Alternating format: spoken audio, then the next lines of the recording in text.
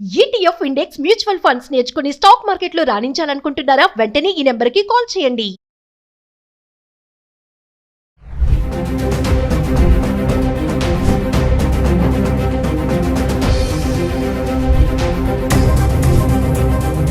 Hello viewers, welcome back to Suman TV.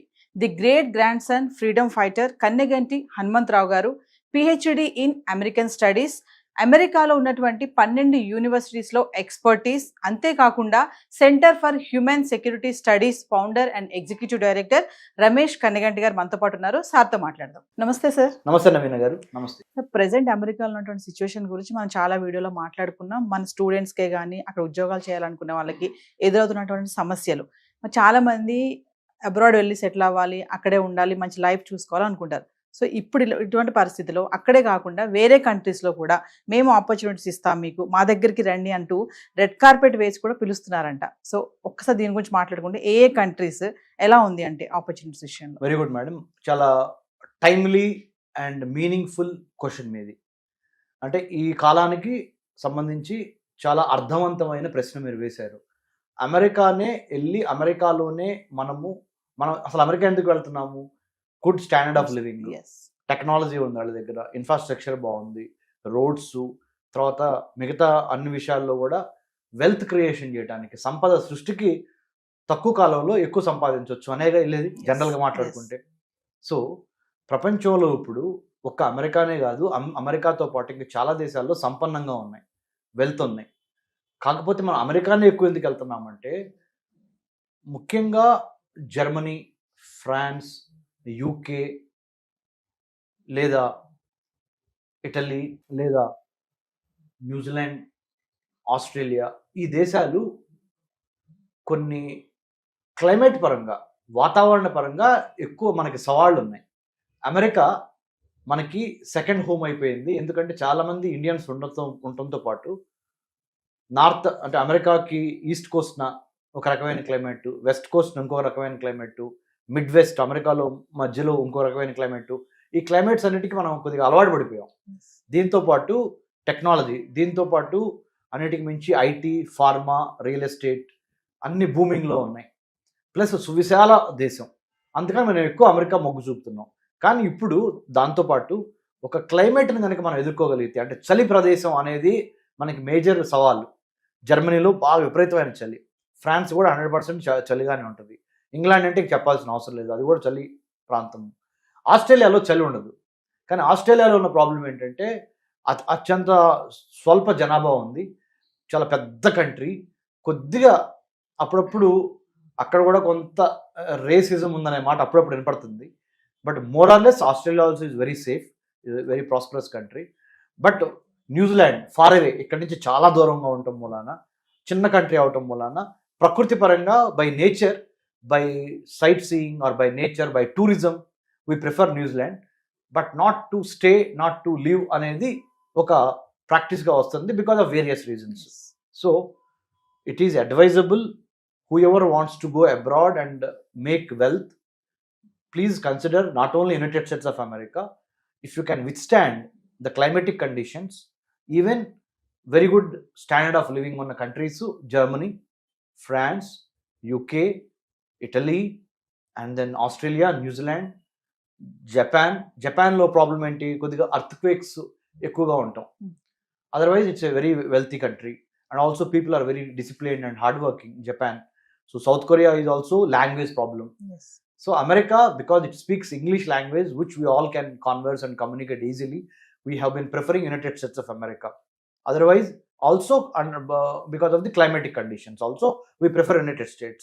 But if you are little bit adventurous, little bit if you have the power to withstand these challenges, తప్పనిసరిగా all other countries also you can consider. అక్కడ settle అవ్వాలని కొంతమంది అనుకుంటారు sir, వాళ్ళకి PR ఈజీగా వచ్చే countries ఏమున్నాయంటే? Permanent residence ఈజీగా వచ్చే కంట్రీస్ ఇప్పుడు ముఖ్యంగా కెనడా, ఆస్ట్రేలియా, న్యూజిలాండ్ ఇలాంటి కంట్రీస్లో ఎక్కువగా వాళ్ళు the governments in that countries are trying to uh అంటే బెయిట్ అంటే బెయిట్ అంటే ఒక రకంగా మనము they wanted to encourage our Indians to come and settle there, have permanent residency. But we have to wait and see to what extent our Indians like మన భారతీయులు ఎంతవరకు వెళ్తారు అనే దాని మీద మనం వేచి చూడాలి. ఎందుకంటే అమెరికా అయితే ఈజీ, అమెరికా అయితే నా సెకండ్ హోమ్ అనే ఒక ఫీలింగ్ ఎక్కువగా మనకు వచ్చేసింది. ముఖ్యంగా science, technology, engineering, mathematics and medicine స్టూడెంట్స్కి స్టెమ్ స్టూడెంట్స్ అంటారు. ఈ స్టెమ్ చదువుకున్న స్టూడెంట్స్కి ఎక్కువగా వాళ్ళ యొక్క ప్రతిభను చూపించే అవకాశము, ఎదగటానికి ఉపయోగపడే సాంకేతిక పరిజ్ఞానము, అన్నిటికీ మించి గొప్ప ఇన్ఫ్రాస్ట్రక్చర్ అమెరికాలో అవైలబిలిటీ ఉండటం మూలాన, English as a communicative language అవటం మూలాన we have been preferring United States of America. Otherwise the whole world is a big football ground. If you have the knowledge, if you have the skill, you can play anywhere. Yes. Ramesh garu, ఒక విషయం చెప్పండి. చాలా మందికి పిల్లలే కాదు, students plus వాళ్ళ తల్లిదండ్రులు కూడా ఎందుకు అబ్రాడ్ ఎడ్యుకేషన్ అనగానే యూఎస్ఏ వైపే వెళ్తూ ఉంటారు, ఇతర కంట్రీస్ ఎందుకు చూడరు అసలు? మీరు అన్నట్టుగా ఇప్పుడు స్టెమ్ చెప్పారు, అదే ఆలోచన పెట్టుకునే అంటారా లేక తెలియక అంటారా? ఫస్ట్ అయితే అదేనండి, స్టెమ్ అంటే మెరిట్కి ఎక్కువ ప్రాధాన్యత ఇచ్చి తద్వారా వెల్త్ క్రియేషన్, సంపద సృష్టికి అమెరికా అయితే ఈజీ. అమెరికా అయితే మనకి తెలిసిన వాళ్ళు ఉన్నారు, ఎందుకంటే చాలా మంది ఇల్లు ఉన్నారు కదా, మన ఇంటి పక్క నుంచో లేకపోతే మన వీధిలోనో లేకపోతే మన టౌన్లోనో చాలా మంది వెళ్ళి ఉన్నారు. More over life, Liberty, pursuit of happiness అనే 3 సిద్ధాంతాలు అమెరికన్ కాన్స్టిట్యూషన్ ద్వారా అమెరికాలో వచ్చింది. ప్లస్ ల్యాండ్ ఆఫ్ ఇమిగ్రెంట్స్, ఎంతోమంది వలస వెళ్ళిన వాళ్ళు అమెరికాలో ఉన్నారు. It's land of immigrants, land of opportunities, భూతల స్వర్గం అని ఇట్లా ఏదైతే ఒక ఇమేజ్ ఉందో అమెరికాకి, ఆ ఇమేజ్ వన్ డేలో వచ్చింది కాదు. I have been to United States of America. I studied and I also taught in many US universities, worked in many places. Definitely amazingly beautiful country with multiculturalism and multi-climatic conditions and everything. But the only thing is అమెరికానే ఎందుకు మొగ్గు చూపుతున్నాము అంటే ఈ కారణాల మూలాన, multicultural, multi ethnic, multilingual, plus technologically, intellectually, మెరిట్కి కూడా ప్రాధాన్యత ఉన్న దేశం కాబట్టి meritorious students, skilled students or skilled labour would like to go to United States of America. And also the American dollar, the dollar dream, సంపద సృష్టి, సంపాదించుకునే ఇది అక్కడ ఎక్కువగా ఉందనే ఈ కారణాలు కూడా వెళ్తున్నాము. అమెరికాలో సమస్యలు లేవా అంటే సమస్యలు ఉన్నాయి. అక్కడ కూడా మనకి ఇక్కడ కులం ఎట్లానో, మతం ఎట్లానో, అక్కడ వర్ణ వివక్షత అంటే colour difference, blocks versus whites, Hispanics అంటే లాటినోస్ ఆర్ ఏషియన్ అమెరికన్స్, అట్లా Cuban Americans, Italian Americans, Jewish Americans, అక్కడ కూడా చాలా విషయాలు ఉన్నాయి. అంటే కానీ అమెరికాలో ఇంతవరకు 1789 నుంచి వాళ్ళ వరకు చూసుకుంటే ఇంతవరకు అమెరికాలో ఒక లేడీ ప్రెసిడెంట్ రాలా అమెరికాకి. కానీ మనమైతే ఎంతోమంది చీఫ్ మినిస్టర్ని, ప్రైమ్ మినిస్టర్ ఇచ్చున్నాము. ప్రెసిడెంట్స్ ఇప్పుడు మన current president of India honourable Draupadi Murmu garu, the former prime minister of India Shrimati Indira Gandhi garu, many chief ministers, Mamata Banerjee గారి దగ్గర నుంచి, జయలలిత గారి దగ్గర నుంచి ఎంతోమంది చీఫ్ మినిస్టర్స్ మనకి women have played dominant role. America మరి the oldest democracy in the world, ప్రపంచంలో అతి పురాతన ప్రజాస్వామ్యం అమెరికా అనే పేరుకి.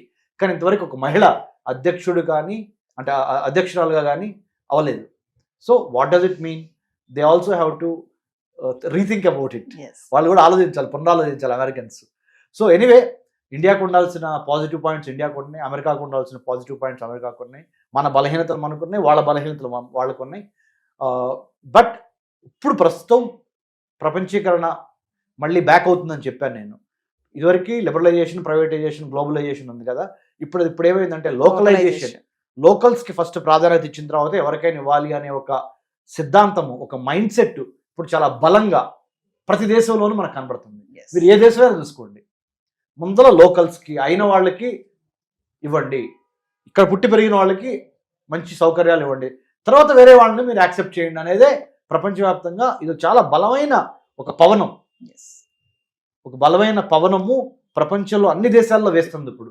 Localisation is the new universalisation. Finally అండి, మరి అబ్రాడ్ వెళ్ళి సెటిల్ అవ్వాలనుకునే వాళ్ళకే కానీ అక్కడికి వెళ్ళి పై చదువులు చదువుకోవాలనుకునే వాళ్ళకి మీరు చెప్పే గైడెన్స్ ఏమి? నేను చాలాసార్లు ఇదే సుమన్ టీవీ ద్వారా చెప్పున్నానండి.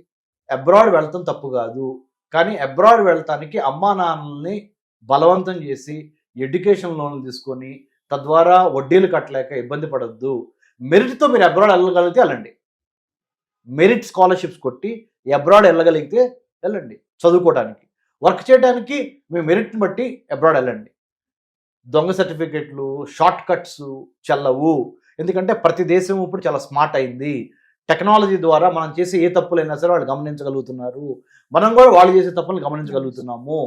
కాబట్టి డిజిటలైజేషన్ వరల్డ్లో మెరిట్ ఉంటే మెరిట్ ద్వారా వెళ్తానికి ప్రయత్నం చేయండి. వెళ్తాం తప్పు కాదు. You must go abroad, feel the culture, feel the food, feel the atmosphere, create wealth, make wealth, come back and serve mother land. వెళ్ళండి, కర్మభూమికి వెళ్ళండి అంటే వేరే దేశాలకి, మళ్ళీ జన్మభూమికి తిరిగి రండి. కానీ కర్మభూమికి వెళ్ళేటప్పుడు మాత్రము షార్ట్ కట్ ద్వారా, తప్పుడు డాక్యుమెంట్స్ ద్వారా, తప్పుడు ఉద్దేశాలతో వెళ్ళొద్దు. Right intent, right content, right క్యారెక్టర్తో you must go abroad, but come back and serve our motherland is what I would like to say. Thank you Naveen గారు.